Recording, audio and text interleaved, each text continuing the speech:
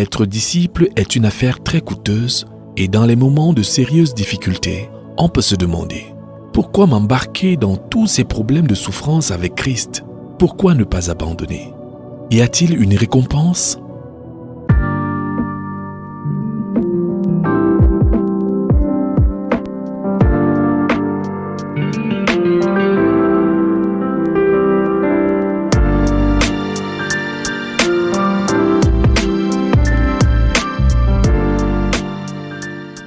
Ces questions ne sont pas nouvelles. Les premiers disciples les avaient également posées. Pierre avait demandé au Seigneur Jésus, « Voici, nous avons tout quitté et nous t'avons suivi. Qu'en sera-t-il pour nous » Matthieu chapitre 19, verset 27. À cette question, Jésus répondit, « Je vous le dis en vérité, il n'est personne qui, ayant quitté à cause de moi et à cause de la bonne nouvelle, sa maison ou ses frères, ou ses sœurs, ou sa mère, ou son père, ou ses enfants, ou ses terres, ne reçoit au centuple, présentement dans ce siècle-ci, des maisons, des frères, des sœurs, des mères, des enfants et des terres, avec des persécutions, et dans le siècle à venir, la vie éternelle. Plusieurs des premiers seront les derniers, et plusieurs des derniers seront les premiers. » Marc chapitre 10, versets 29 à 31.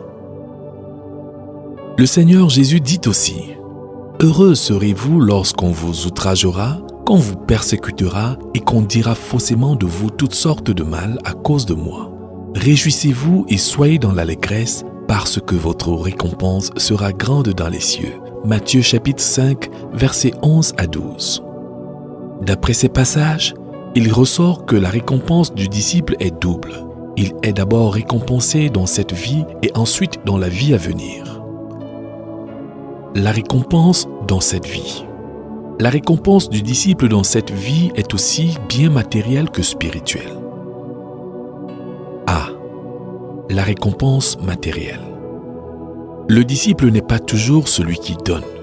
Souvent, il reçoit en retour. Pendant 2 ans, j'ai été évangéliste itinérant.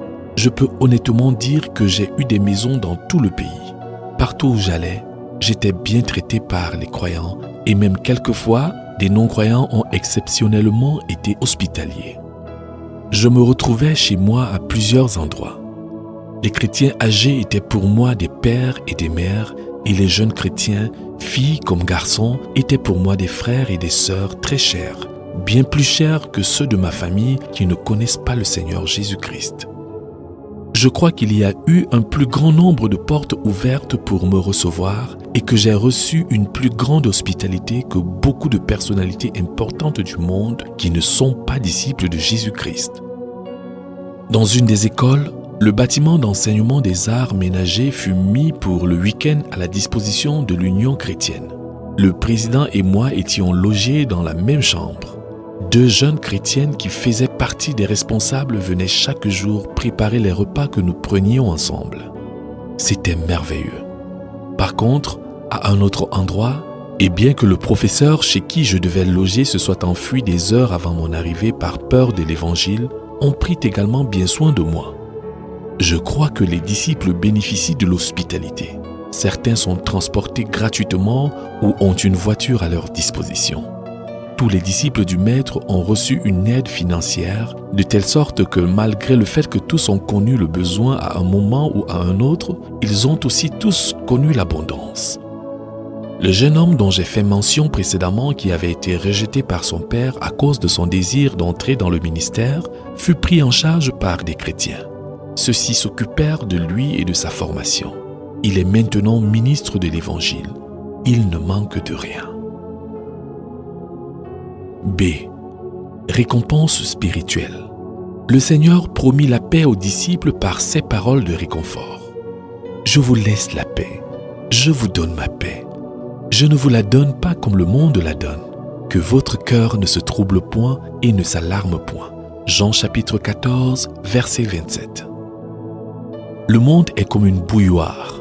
Seul le disciple peut connaître la paix dans ce monde, car la paix est produite au ciel et lui est accordée par le Seigneur Jésus. Les difficultés abondent et se trouveront toujours sur son chemin. Le disciple sera pressé de toute manière, mais non réduit à l'extrémité, dans la détresse, mais non dans le désespoir, persécuté, mais non abandonné, abattu, mais non perdu. 2 Corinthiens chapitre 4, versets 8 à 9. Au moment le plus sombre, lorsque toutes les armées de l'enfer se dresseront contre lui et son ministère, sa santé et ses affaires, lorsqu'il devra apparaître devant un tribunal ou même être exécuté à cause de sa foi, Dieu lui-même sera à ses côtés. L'apôtre Paul témoigna de cela comme suit. « Dans ma première défense, personne ne m'a assisté, mais tous m'ont abandonné. C'est le Seigneur qui m'a assisté et qui m'a fortifié. Le Seigneur me délivrera de toute œuvre mauvaise et il me sauvera pour me faire entrer dans son royaume céleste. » 2 Timothée chapitre 4, versets 16 à 18. Le disciple a aussi accès au Dieu trinitaire, Père, Fils et Saint-Esprit qui habitent en lui. Il peut communiquer directement avec le Père et lui parler de ses besoins. Il peut élever une juste requête à Dieu et être sûr d'être exaucé, car nous avons auprès de lui cette assurance que si nous demandons quelque chose selon sa volonté, il nous écoute. Et si nous savons qu'il nous écoute, quelque chose que nous demandions, nous savons que nous possédons la chose que nous lui avons demandée. 1 Jean chapitre 5, versets 14 à 15. En plus de cela, le disciple sait avec certitude que quelque terrible qu'a été son passé, le Seigneur l'a effacé et l'a complètement pardonné. Car il dit « Je ne me souviendrai plus de leurs péchés ni de leur iniquité. » Hébreux chapitre 10, verset 17. Et ailleurs, il aura encore compassion de nous. Il mettra sous ses pieds nos iniquités. Tu jetteras au fond de la mer tous leurs péchés. Michée chapitre 7, verset 19. Voilà des récompenses réelles et immédiates. Pour couronner toutes ces récompenses de cette vie, Dieu accorde aux disciples fidèles l'assurance qu'il ne périra point, mais qu'il a la vie éternelle. Jésus dit « Mes brebis entendent ma voix, je les connais et elles me suivent. Je leur donne la vie éternelle et elles ne périront jamais, et personne ne les ravira de ma main. Mon Père, qui me les a donnés, est plus grand que tous, et personne ne peut les ravir de la main de mon Père. Moi et le Père, nous sommes un. » Jean chapitre 10, versets 27 à 30. Personne ne peut arracher le disciple obéissant des mains du Sauveur. Personne, même pas le diable, ne peut y arriver. Beaucoup essaieront, le diable essaiera, mais en vain. La vie éternelle du disciple est garantie. En fait, la vie éternelle a commencé car la Bible dit « Et voici ce témoignage, c'est que Dieu nous a donné la vie éternelle et que cette vie est dans son Fils. Celui qui a le Fils a la vie. Celui qui n'a pas le Fils de Dieu n'a pas la vie.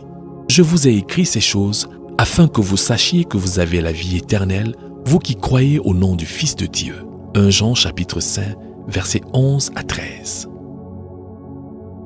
Cela est certain parce que celui qui a commencé en vous cette bonne œuvre la rendra parfaite pour le jour de Jésus-Christ. Philippiens chapitre 1, verset 6. Ainsi, le maître et seigneur du disciple vient vivre en lui, puis marche à ses côtés, lui montrant les écueils et comment les éviter. Et à la fin de sa vie, l'introduit dans la présence glorieuse de Dieu. Rien d'étonnant que les disciples soient si confiants devant la mort. L'un d'eux a dit « Christ est ma vie et la mort m'est un gain. » Philippiens chapitre 1, verset 21. Et avant d'être exécuté à cause de l'évangile, ce même disciple déclara « Pour moi, je sers déjà de libation et le moment de mon départ approche. J'ai combattu le bon combat, j'ai achevé la course, j'ai gardé la foi. Désormais, la couronne de la justice m'est réservée. Le Seigneur, le juste juge, me la donnera dans ce jour-là, et non seulement à moi, mais encore à tous ceux qui auront aimé son avènement. 2 Timothée chapitre 4, versets 6 à 8.